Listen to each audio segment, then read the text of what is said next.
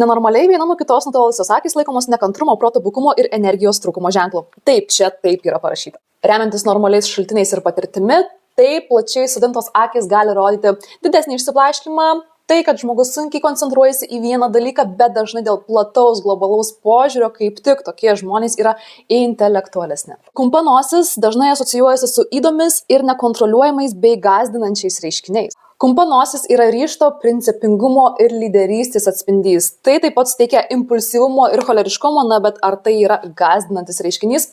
Na, jūs man pasakykit. Žmonės mažomis akimis retai sulaukia šlovės ir sėkmės jaunystėje. Mažos akys tai uždarumas, paslaptingumas, smulkmeniškumas, bet tiesiogiai su šlove tai tikrai neturi nieko bendro. Moterys apvaliomis kaktomis, pasak veidų skaitytojų, yra pasmerktos skyrybomis arba našliavimui, nes jos dažniausiai išteka už silpnos sveikatos arba nevykėlių vyrų.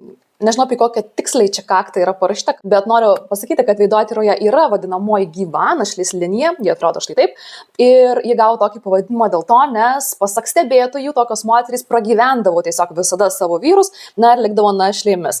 Dabar veidotyrininkai tai laiko charizmos ženklų, kūrybos ženklų, na ir visgi priskiria tą sėkmės aspektą dėl ką tik papasakotos istorijos. Jeigu norite patirtimi paremto ir žemiško veidotyros pritaikymo pavyzdžių, ar jums tiesiog įdomi šitą temą, tai susitikime tėveidas.lt.